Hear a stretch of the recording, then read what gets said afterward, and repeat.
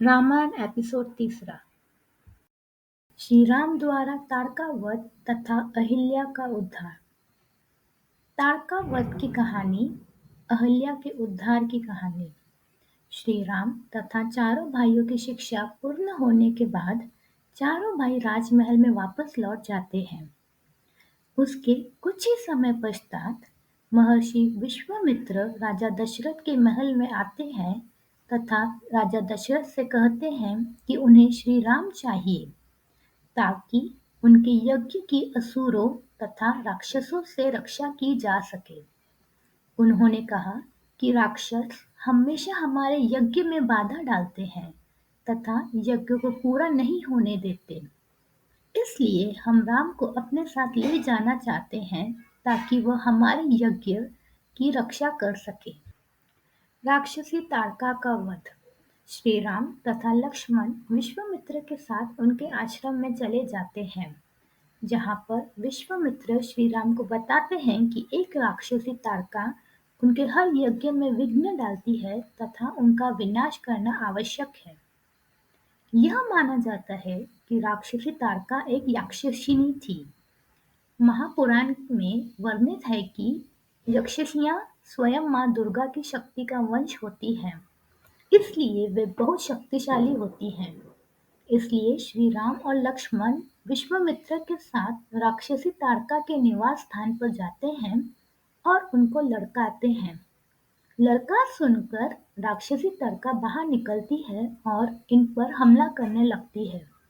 काफी समय तक युद्ध के बाद श्री राम अपने एक बाण से राक्षसी तारका का अंत कर देते हैं। उसके बाद विश्वामित्र श्री राम और लक्ष्मण को अपने आश्रम में ठहरने को कहते हैं। अगले दिन जब ऋषि विश्वामित्र यज्ञ कर रहे होते हैं, तब सुबाहु तथा मारिच नाम के दो राक्षस उनका यज्ञ भंग करने के लिए कुछ राक्षसों के साथ आ जाते हैं। लेकिन श्री राम और लक्ष्मण पहले से ही यज्ञ की रक्षा में तैनात होते हैं और वे दोनों अपने दिव्य बाणों से सभी राक्षसों का अंत कर देते हैं। अहिल्या का उद्धार। अहिल्या स्वयं ब्रह्मादेव की पुत्री थी। अत्यंत रूपवती होने के कारण देवराज इंद्र की नियत अहिल्या पर खराब हो गई थी। इससे पश्चात भी अहिल्या की शादी महर्षि गौतम से हो गई। इससे देवराज इंद्र बहुत क्रोधित हुए और उन्होंने उन दोनों से बदला लेने की सोची। एक रात देवराज इंद्र ने मुर्गे का रूप धारण करके ऋषि गौतम के आश्रम के बाहर जाकर बांग देनी शुरू कर दी। उसकी आवाज सुनकर गौतम को लगा कि सुबह हो गई है और वह प्रतिदिन की तरह गंगा स्नान करने के लिए चल पड़ते हैं। पीछे से देवराज इंद्र ऋषि गौतम का वश धारण करके अहिल्या के पास चले जाते हैं और उनके साथ समागम करते हैं। जब ऋषि गौतम गंगा तट पर स्नान करने के लिए पहुंचते हैं, तो उन्हें यह आभास होता है कि अभी सुबह हुई नहीं है।